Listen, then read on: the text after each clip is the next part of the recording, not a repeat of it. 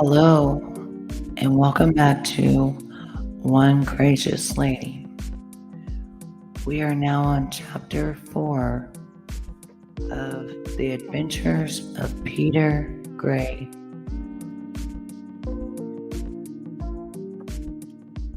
This is for you to sit back, relax, be able to listen to this with some headphones on, maybe fall asleep, or just visualize what's going on in this very story that I'm about to read you by Nathan Hopp. In a dream, as I slept soundly, I saw waves on the ocean. I howled with excitement as thunder crashed across the sky behind us, and I spotted Blacktail's mighty ship on the horizon. Prepare the board, my voice resonated across the deck. The ship's bow crashed into the ocean's magnificent waves, followed by the excitement of clashing swords and gunfire. Wearing the finest red robe and tasting salt water on my snout, with a flick of my tongue, I swung from the ship's bow onto the enemies. Davy Jones, calling you to his locker, I shouted a savory bark. Boys, take everything, silver or gold, and show no mercy.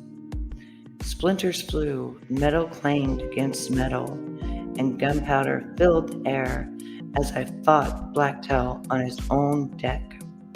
We ransacked the ship and took prisoners, and before long I was making my way to the captain's cabin. Soon as I broke the door down and sniffed the air, I saw the chest hidden under many map scrolls.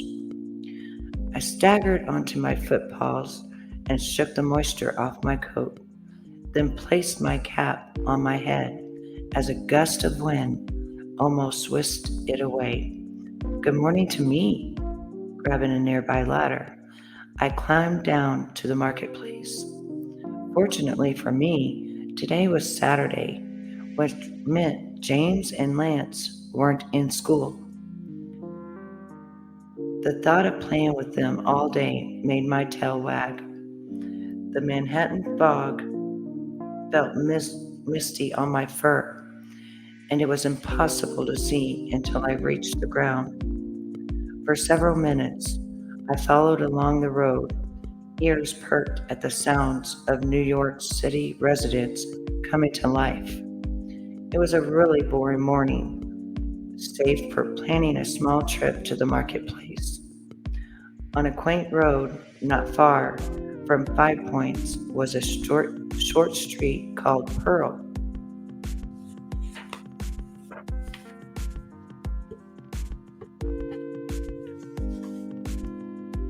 Packed with fancies and food of intense taste, some cart sellers sold fruits in the third quarter winter, but most sold bread rolls, grain, sugar bags, and even fresh elk meat. A horn blared from the harbor nearby, and I smiled at the sight of seagulls flying overhead. In the Lower East Side, it was getting to be a usual occurrence to see a human or more arrive in the harbor. Just a few days ago, several ships had arrived from Eastern Europe. I'd heard the humans mention things like Tsar and Program in thick Russian conversations. A growl came from my stomach, making me groan in remembrance.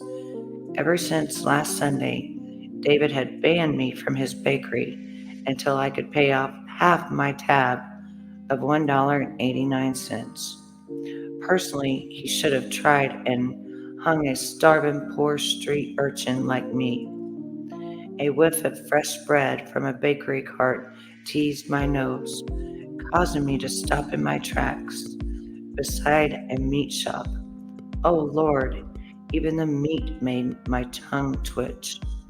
I could taste ham in my mouth, feel morsels of tasty bacon nestling in my stomach, my mouth watering.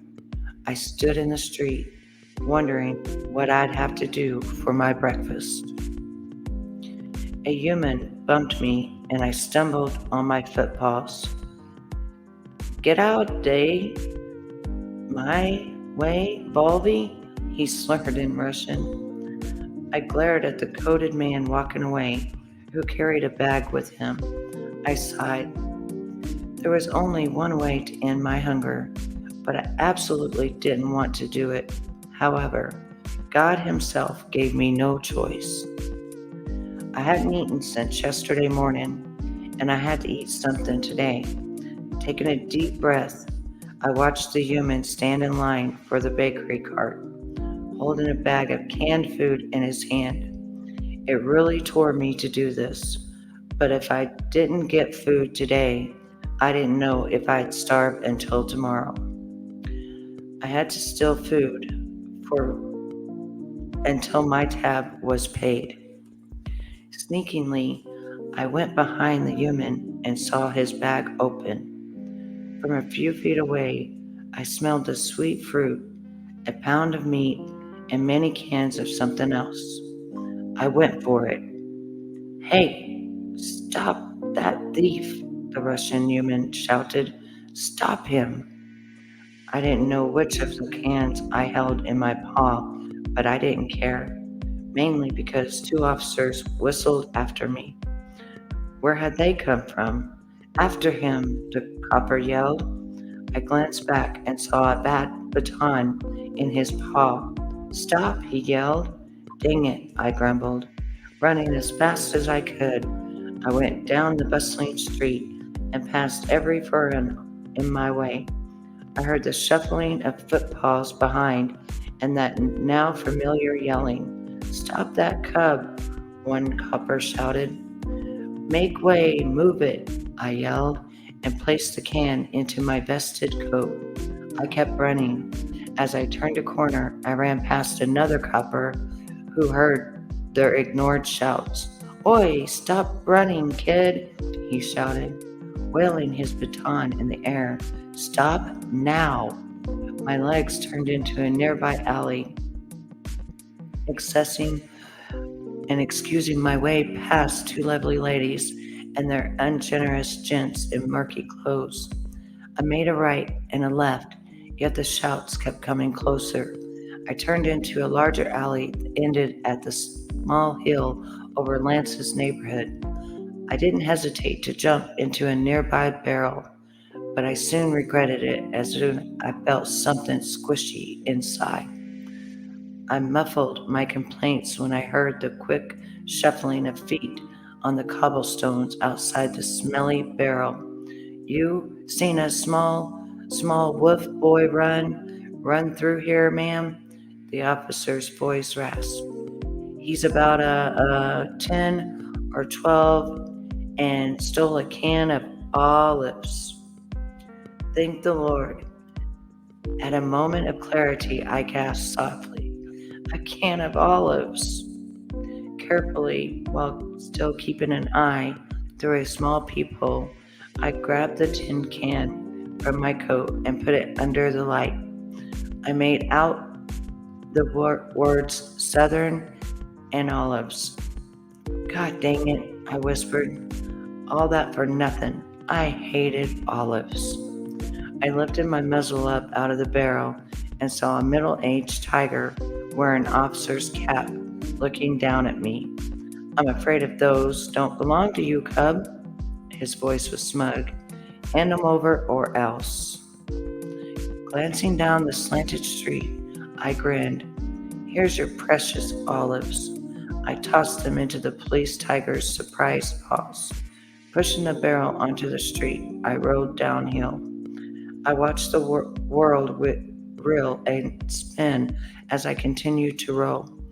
I nearly hurled and grunted as the barrel went faster and faster, never stopping. The shouts of the police tiger grew distant. Pedestrians gasped as I passed on the empty road, and the sickness in my stomach didn't seem to end until I hit a wall and the barrel burst. Oh, I grumbled. Ow, ow, ow. By the time I crawled from the barrel, my world had stopped spinning, and my eyes felt like I was on a pendulum. That's one way to. What happened to you, Peter? Laughing like a loon, I spun around. James, Lancy. I grinned at them before I fell forward into the soft snow. I didn't notice the crowd of pedestrians staring down at me right away, and by the time I didn't care really. With the elation I'd felt at being alive. How you both doing? I asked my friends.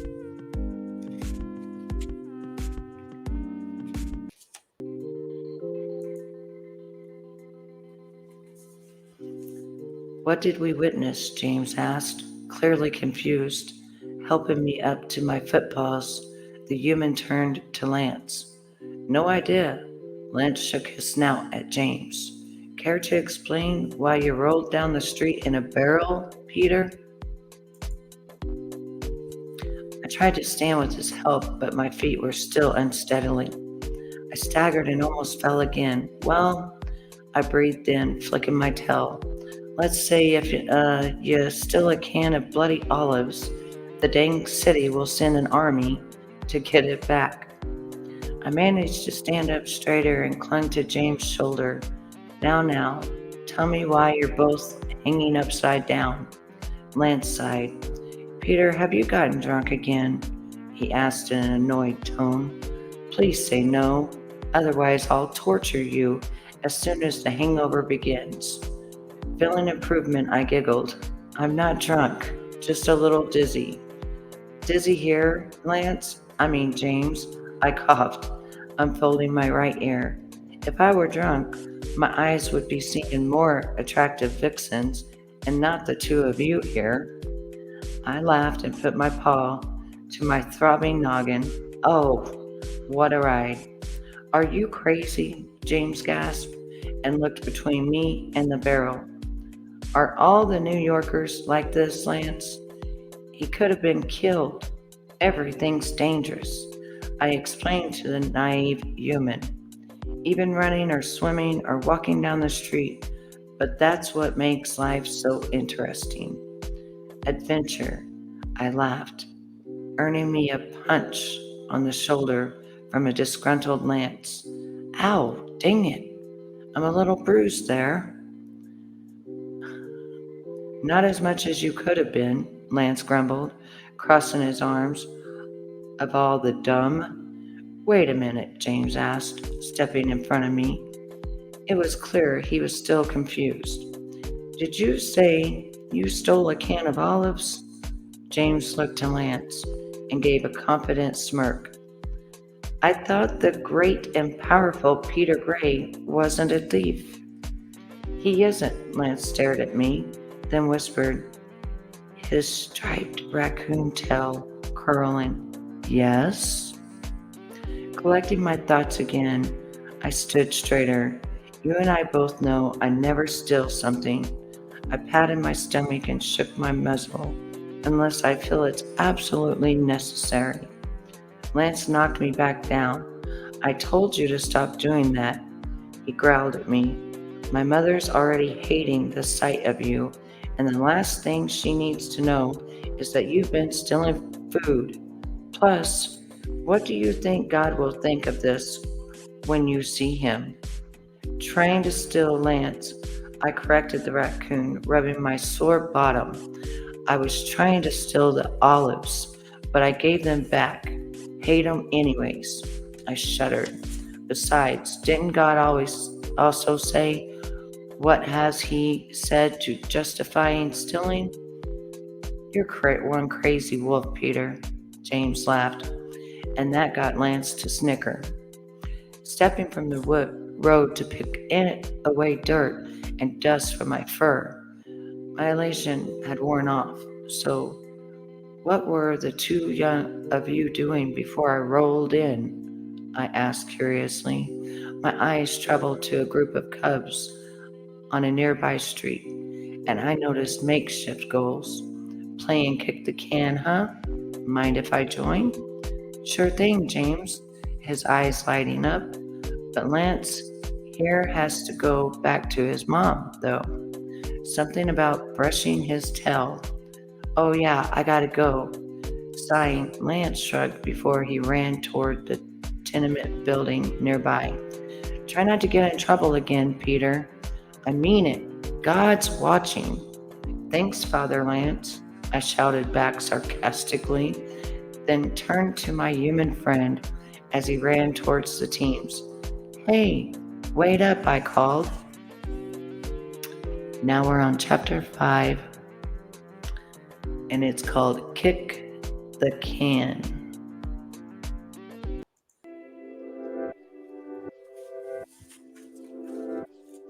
Okay.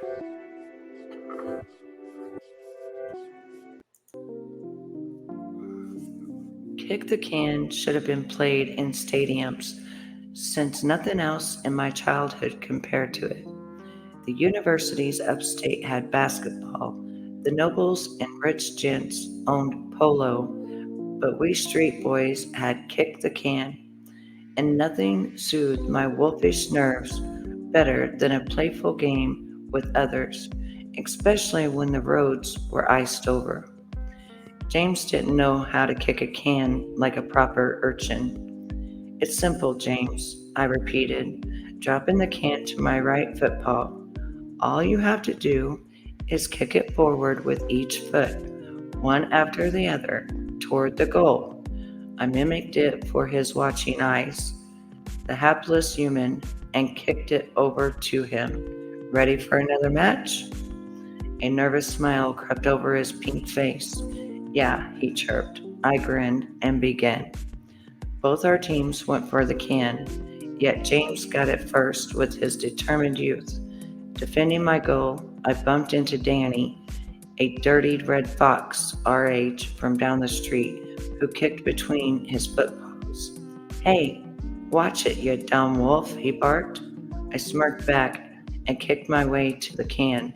Make me, Dan, I chuckled. While other kids, cubs, and even James' little sister Annabelle watched our game from afar, I played with myself, Danny, and James as a team. The opposing team was made of Bromley, an otter named George, and another newsie from Harlem, a black-furred raccoon who stood 2 feet taller than me. His name was Frankie.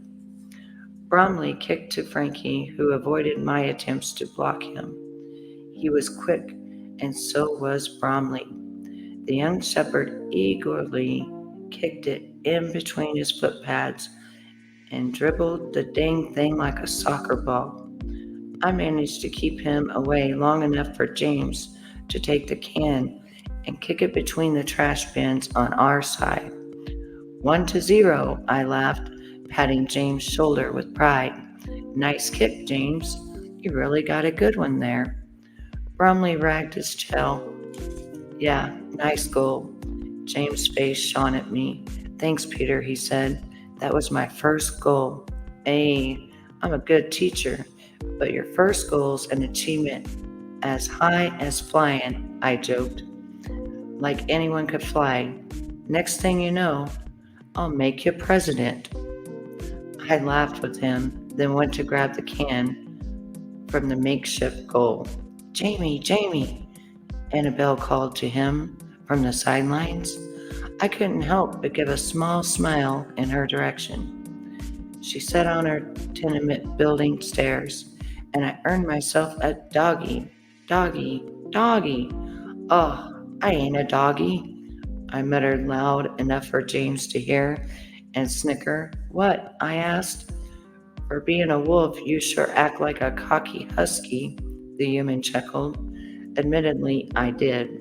Let's play again, I barked. Ready?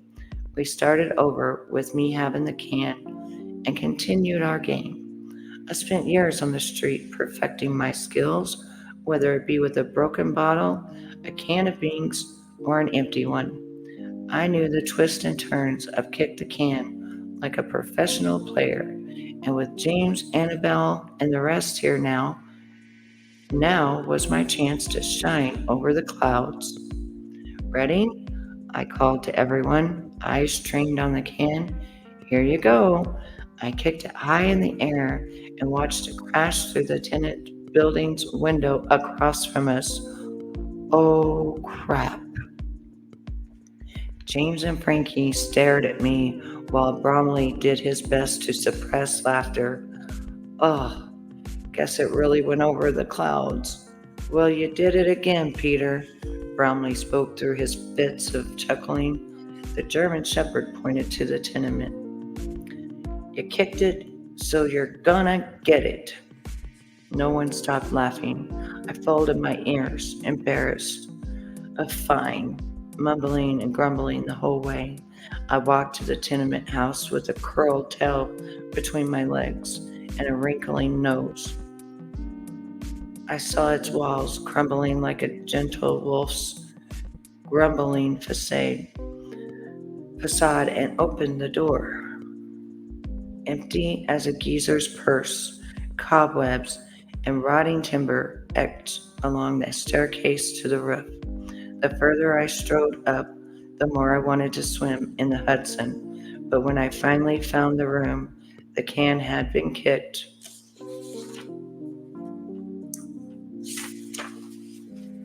into. I felt like kneeling over. Oh, bless my tail and the Lord. I covered my nose and coughed. The foul smells in the room came from rotting fruit, probably left from the last occupant. From the looks of it, including how the walls were smashed inside and out, the tenants hadn't been too happy here. It smells like soured banana dipped in squishy tomato juice and moldy bread. Wheezing, I blindly searched the floor. I found old clothes too filthy to wear, a couple splinters, a shattered whiskey bottle I nearly stepped on, a torn dress soaked with the smell of blood and booze. Finally, my fingers felt a metal can, but I barely saw the logo on it. Not caring if it was the right one, I wanted to get out of there so fast. Once again, in the fresh air, I fixed a smile on my face, perked my ears in victory. All right then, James, Bromley and company, time for a rematch. I happily tossed the can to my amused human friend, but James had begun laughing after picking it up. What is it? I asked. He showed it to the other foreign, and they howled too. What? I asked again. James, still giggling, tossed it back to me. Soon as I read the painted logo, my ears folded. It read, Southern Joe's Fresh Olives. Making me frown. I was such a dumb wolf. I had grabbed the wrong can. James, composing himself with a weary smile, asked, You sure you don't like olives? He and the other two players snickered, and even Annabelle giggled. Squeezing, I threw it to the ground at my footpaws and blushed. Come on, Peter, James smirked. All of you so much. They got both our teams riled up and chuckling hard. From my head, tomatoes, Danny yipped. Stopped being so steamed, Frankie joined in. We all knew you'd turn up sooner or later, Peter. George quipped, Yeah, we love you very much. Bromley collected himself and said, Oh Lord, how can you beat that? I growled and had about enough of this, so I stomped the ground and barked. Aren't the awful puns and jokes my thing? I woofed at them, my tail curling as I stared. Now, I don't care at all about this, so let us play, okay?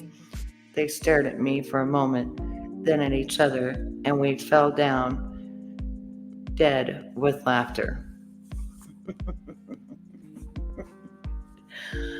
Oh, I hope that you're enjoying this story. This is such a good, cute little story. I'm just going to take a moment to say thank you for listening of me reading this book. I don't know if you know, but I have a brain injury, and many years ago,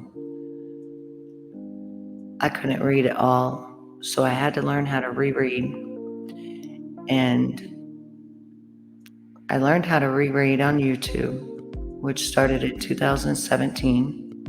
And people made fun of me, but I just kept going and going. And I'm so glad I did, because now I'm sitting here able to read this book to all of you.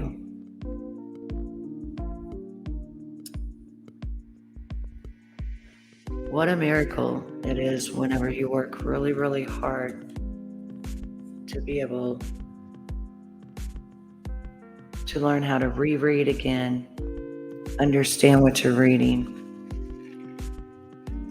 and not take forever to sound out words or not know what words mean or not be able to say them unless you look away from the word. It's been absolutely amazing to be able to read this book to all of you. And now we're on chapter 5. How great is that? We're actually on page 43. So if you haven't listened to the other ones,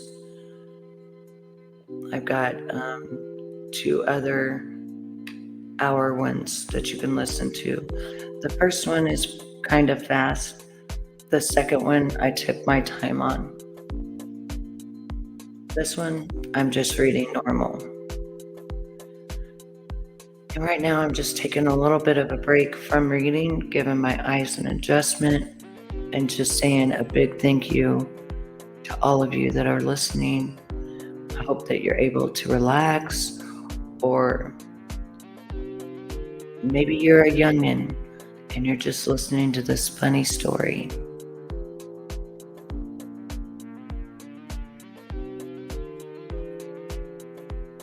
And if you're a youngin', hopefully you grow up and learn and love to read books.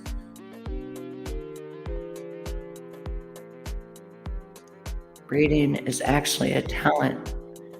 And the reason I say that is because when I had to learn how to reread, it wasn't so easy. So it is a talent.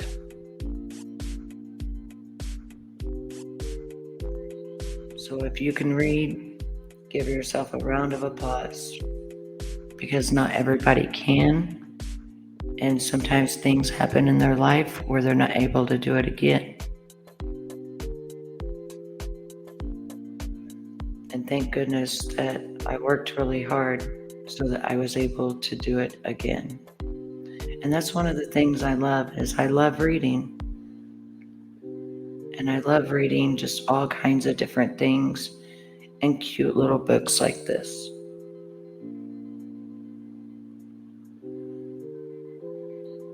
So if you haven't taken some deep breaths,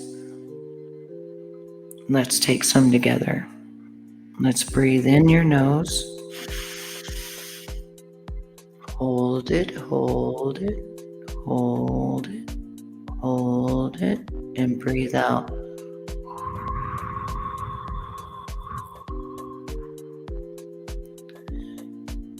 Do that a couple more times and completely feel your body start to relax. Visualize what I'm reading.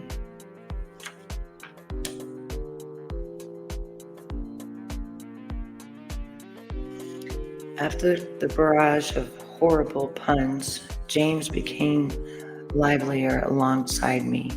We played kick the can as the day darkened into a glowing dusk. Miss Lawton carried Annabelle inside.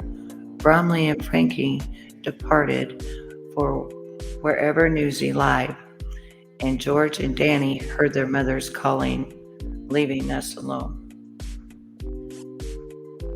Believe it. I'll get you, James, I laughed, blushing in the growing cold. Peter Gray's got the can between his footpaws. He's running for the goal. The human's got no chance for winning. What the heck are you doing? James gasped. Trying to catch up to me? I wiped my furry forehead and chuckled. Yeah, never heard a boxing fight on a radio before?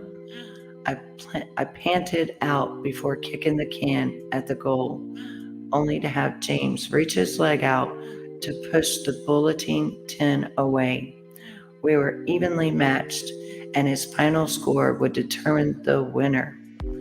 I lived in a small village near Buffalo. He wheezed but continued, his eyes on me and a glance to his shoes and the can. Never seen a radio before? Not until the old neighbor, Mr. Harkin, I reckon, bought one before we left. He kicked forward, trying to avoid me as we went to the goal.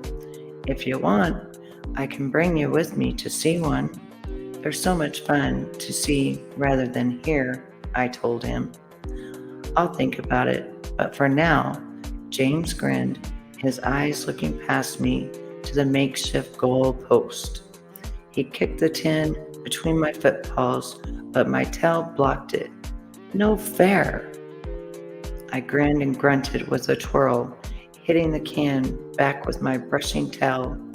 It ain't my paw, so it counts, I said as James jolted to kick the can again, me trailing behind him. So you never heard or seen a boxing match then, James? Nope. But I have done one thing, he huffed. I perked an ear nearly tattered out from our round. What'd that be? This. In a flash of fine sportsmanship, the human boy passed me, dodging my blocks and kicking the can past my legs. He kicked the tin with all his might into the goal, his arms stretching triumph into the sky. Yes! Winner by a single point. I'm the kick can champion, I sighed, clutching my knees. Since when have we been keeping score? I muttered. For being as scrawny as he was, the human sure had energy in him to wear me out. God, just brag all you want and get it over with, James. The human boy smiled and patted my back. There. He lifted my chin up to his eye level. There's no need to cry over this. Lifting my muzzle up further, I continued to pant for breath. Wolves don't cry. I punched his shoulder and grinned. Jamie, we howl our hearts out. James winced but shrugged it off. Instead, he held out a hand. Good game, Peter, he said. I haven't had this much fun in a long while. I shook his hand. In all my years, I'd played kick the can with many kids and cubs, but never a human. To have a human as good and nice as James beat me in his first game was an honor. I remember feeling lightheaded, like my noggin and knees had fallen asleep in the cold, late winter. James, Mr. Lawton called from the door. Dinner time. After inviting me in for some dinner with his family, James and I continued to talk. I told him a couple of sights to see in the city, the best routes for food, the worst places to buy food, and which sellers were the cheapest and most giving. Mr. and Mrs. Lawton loved listening to my stories, and I enjoyed the extra spices and additions these humans put in their foods. It wasn't long before I sat stuffed and thanked James' mother for a wonderful meal. You know, it's getting so cold out there, even if spring is just around the corner. Mr. Lawton butted in as I went to the door. If you want, Peter, you can stay here for the night. Smiling at his generosity, I shrugged a shoulder. Nah, I've already taken too much of your company. I curled my tail into a paw. Besides, I got places to go and things to do. Okay, but feel free to come back anytime, Peter, Miss Lawton said. She smiled at me, then at James. James loves having you here, and it's nice he has a friend. James blushed. Mother. I meekly nodded and grabbed for my coat. Thank you, Miss Lawton. I'll be more than happy to try your great soup again, I said. Good night, James, Annabelle, Mr. and Mrs. Lawton. They said their goodbyes to me and smiled in what I thought was confused understanding as I went down the stairs to the outdoors. Rubbing my stomach, I couldn't stop grinning, happy to have a full belly and happier yet to have new friends. Everyone needs a friend, I told myself. I never had friends in the orphanage, which was why I didn't care if James was human, foreign, or whatnot. Part of me knew of the hardships humans experienced every day back then, and still do in my elder years. Whenever a human went, there's always hostility from meat eaters like my fellow wolf kind. However, I didn't care what they thought, and I couldn't wait to explore the city with James again. Wow, we're getting through this really quickly. We're already on chapter 6.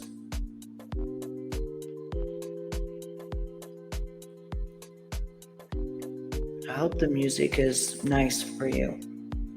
I change it between daydreaming and night driving. So now we're going to go to night driving.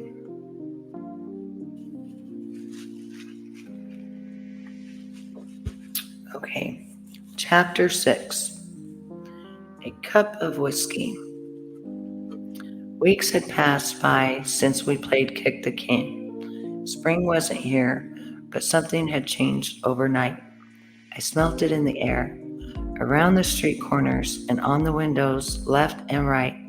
Less snow was on the ground, just some slush that jutted between my footpaws and each step I took. One good thing, though, I no longer needed my heavy coat, especially one with large holes, so I gave it to a knitting shop to reuse the fabric. By the time I got to school on that Friday afternoon, I'd spotted James walking out with his book bag and saying goodbye to classmates. Looking at him, he seemed more cheerful than usual, and that got me giddy as he for our plans. Hello, Peter, James smiled, grasping my outstretched paw to shake. When I finally let go, I saw the human raising his eyebrows. Boy, you're really excited, aren't you? James asked. I nodded. Says a human boy who's never been to a St. Patrick's festival. I made no attempt to hide my giddy tail. So where's Lance? James' eyes widened like he had seen a ghost. He got detention from Miss Lesser for getting in a fight, he blurted out, adding, with Gavin.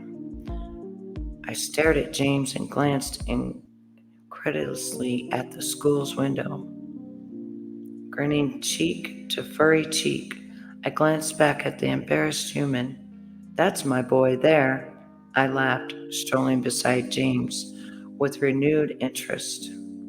So what did Lancey do that I haven't done? While James explained the situation, we walked and talked in the warm air and cool breeze, passing by gents, ladies in fine attire. So you're saying Lance stood up for me when Gavin was talking trash behind my tail? I asked, surprised. James stared at me, deadpan, before nodding his head.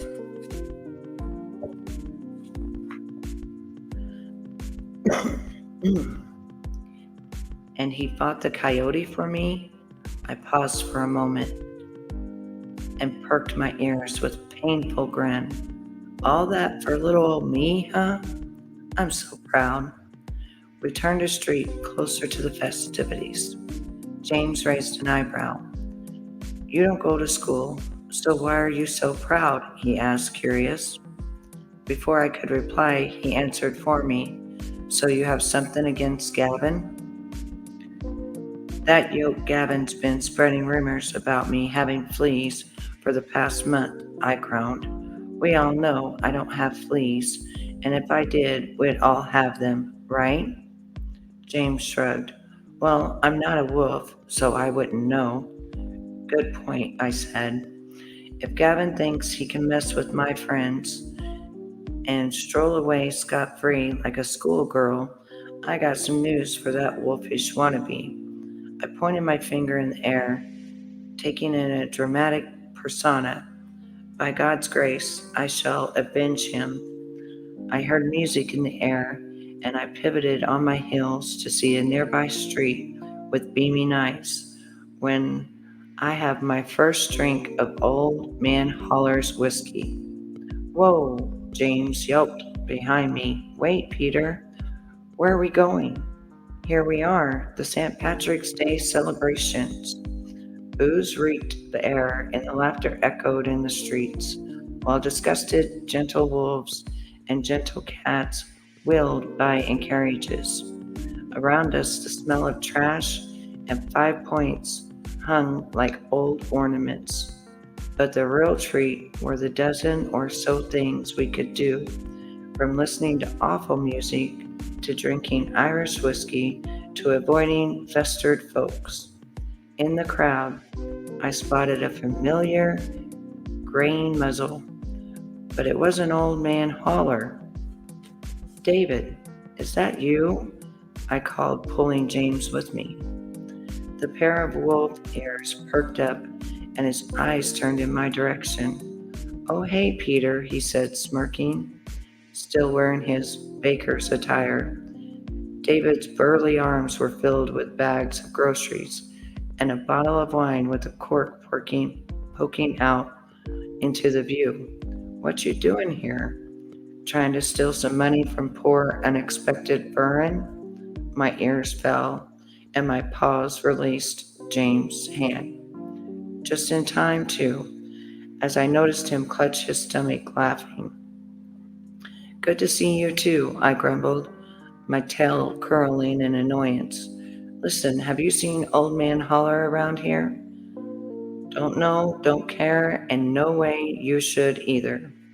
Before me or David could make another clever retort, the elder wolf's eyes glanced down to James.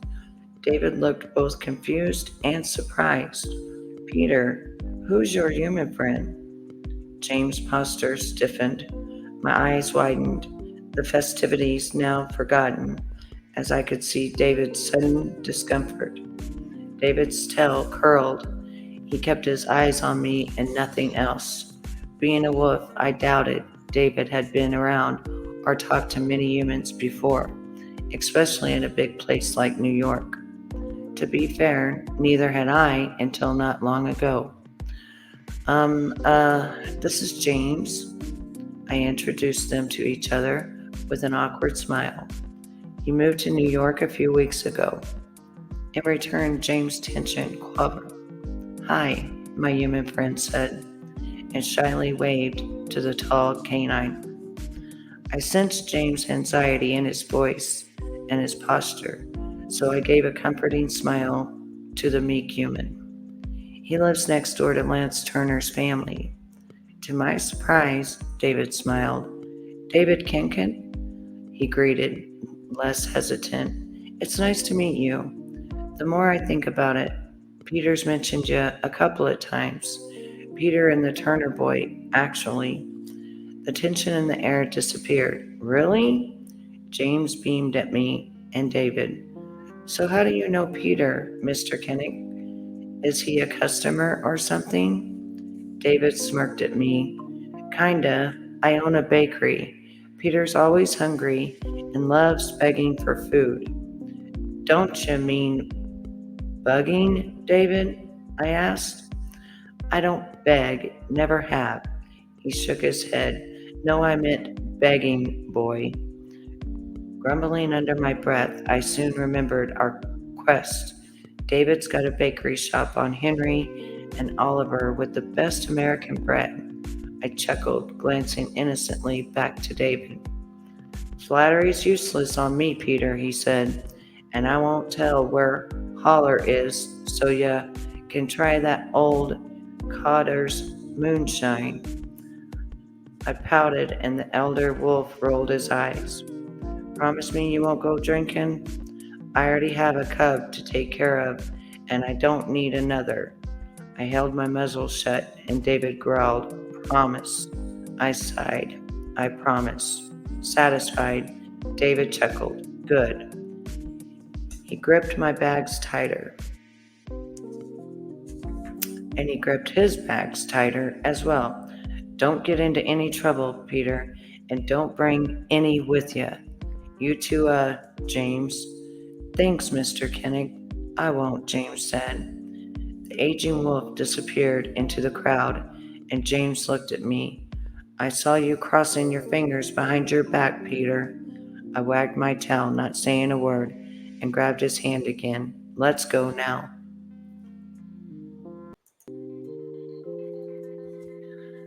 James and I went onward on our journey for the geezer's whiskey, occasionally passing peddlers trying to sell their own. When James asked why we were searching for an old codger, I explained Old Man Holler to be a prodigy in moonshining, making whiskey so powerful that it made a blind man see for a day. It turned any proper rich gent into a madam and a furrin loppy, like a lunatic fresh from the asylum. And you want to have a taste of that geezer's whiskey? Why? He stopped in his tracks. Isn't that a bad idea, Peter? I shrugged, sniffling the air. Hey, first time for everything, right, Jamie? Laughter bubbled from deep inside me. What better time for a cup of whiskey than St. Patrick's Day? At last, we spotted the geezer on the other end of the street. Grabbing James' hand, we ran across the cobblestones and were narrowly missed by a cabbie on his horse. Watch it, kid, James called. Sorry, sir. I focused on the geezer as he carried a large jug. Holler, I shouted, and the old wolf turned. Old Man Holler was an aging wolf born decades ago, a relic with auburn eyes and matted fur. Today he wore torn brown trousers and a dirty white shirt. His muddy, disheveled tail wagged behind his toothless grin as he eyed me with a cloudy vision. The old geezer didn't even seem to notice the other foreign laughing at his debauchery. Hello there, boy. He stumbled forward on a filthy footpaws. Me brains is more flooded than the Hudson. Yes, it is. He howled with a wild laughter before falling over. Ouchie, me tail. He giggled in short, gargled fits, holding the legendary jug of his like a trophy. I looked over at James to see him covering his nose and eyes. What's that smell? The lad's voice muffled under his hands. Smells like bad tomatoes, and is that egg? That is smell of moonshiner, James, I said, pride in my voice, and bad eggs. Oh, so you're a moonshiner too, James asked, his laughter short before covering his mouth again. Oh, that's nasty, like rotten meat dipped in lantern oil. I folded my ears and approached the old wolf. Well, it looks like you're having a fine day, Old Man Holler. He held his jug up. You bet your hindquarters. I'm having a good time.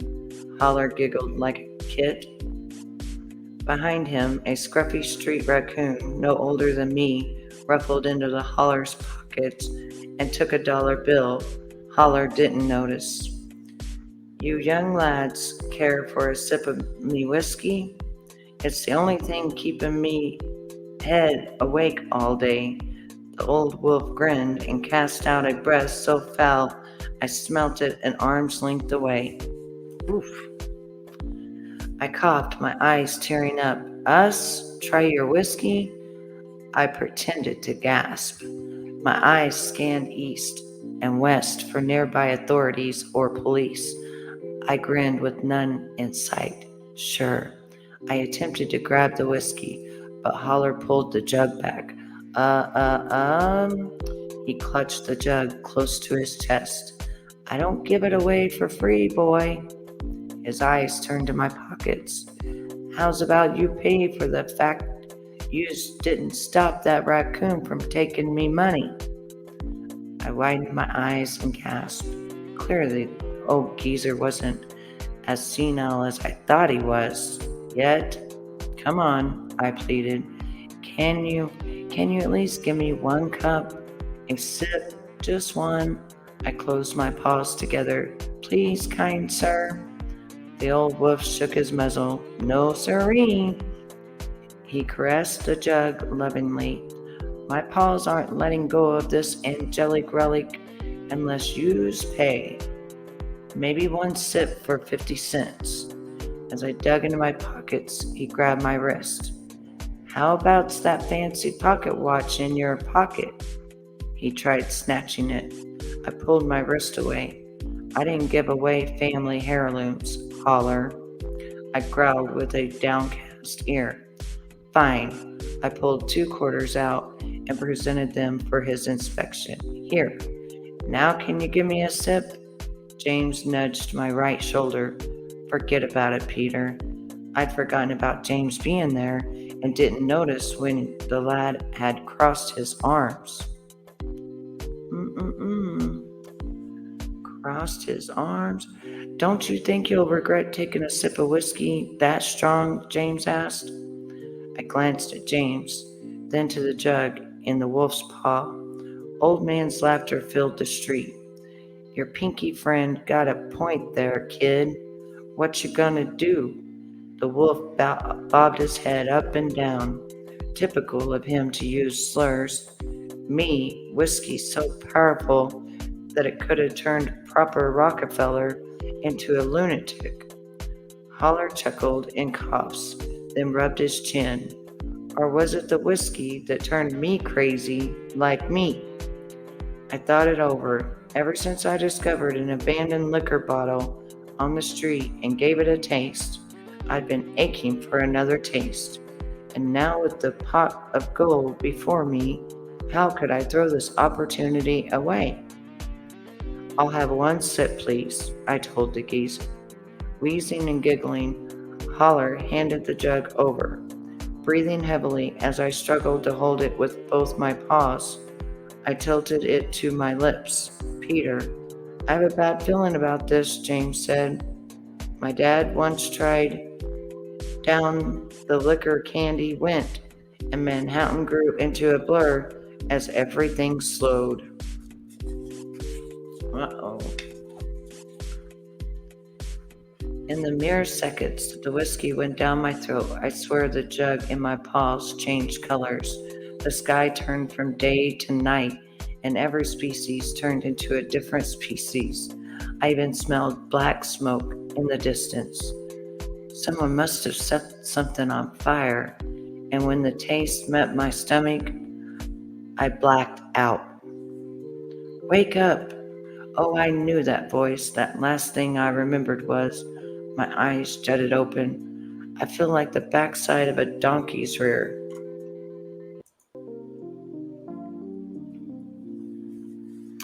I groaned, my throat raspy like a pirate. Ow, ow, ow. My head throbbed, and the smell of burnt food overwhelmed my nose. I sat in a chair, head first, soaked as if from rain shower. I noticed a tall figure standing near several others. Peter, how dumb are you? The voice spoke again. Peter, can you hear me? I coughed a few times and rubbed my eyes, opening them to see a very cross David and equally cross Lance in the bakery. Peter Gray, David asked again, how dumb are you? Still dazed from his splitting head, I shrugged. I don't know, I groaned. My tongue felt numb. The slightest creak ripped my ears apart. While David shifted his aging wolf footpaws on the floor, I placed a paw to my forehead. Oh God, I feel awful. I tried standing up, but the noise on the floorboard sounded like a buffalo stampede. Ow, ow, ow. I flinched and covered my ears. David sighed. Consider yourself lucky that James brought you here yesterday. David's whisper was more of a growl. I didn't want to scare my customers with your drunk cub in my bakery, so I moved your hide into the back. After you started regaining life, I brought you up to the front, and here we are. Ah, so you do care about me, I mused. I care about the tab you owe me, David corrected. What's going on, Davy? Rosie came down the stairs and saw the ruckus. Peter finally awake from his adventure with Irish spirits. My ears fell as I expected her to lecture me too. Rosie, Peter, she frowned. Expect to talk as soon as you're sober enough. Crud, I muttered. Of all the furrin to give me lectures, Rosie could compete with the presser lesser.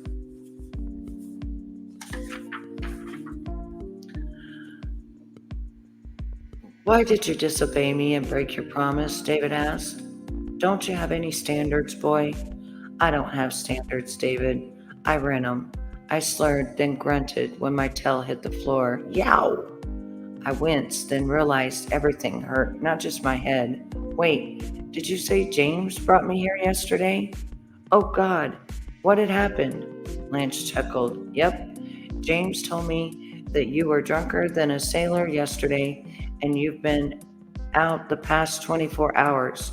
Oh, and if the presser lesser hadn't made me stay at school, I would have gone with you to see you make a fool out of yourself.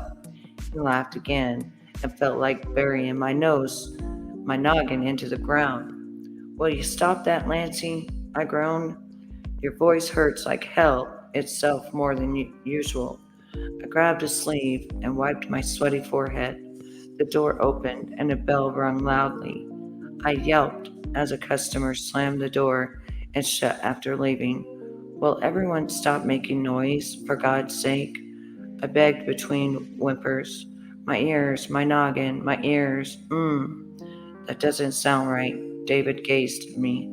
I knew that look, and I wanted to jump up and punch that smirk off his muzzle.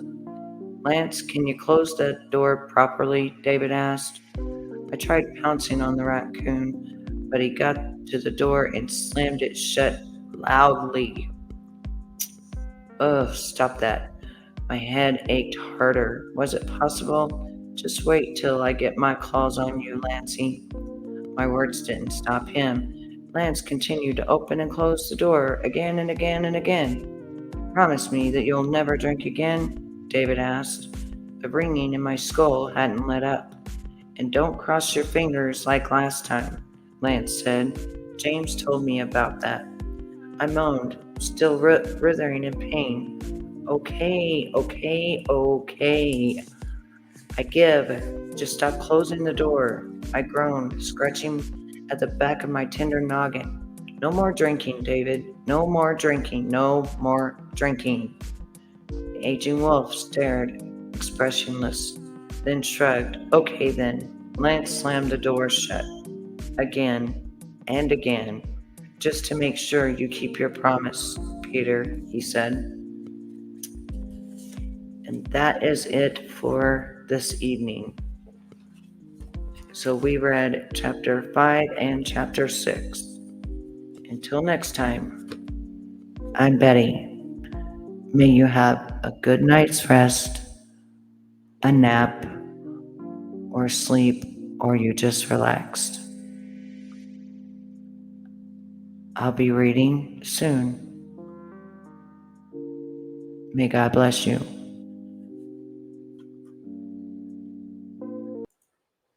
And I'm out.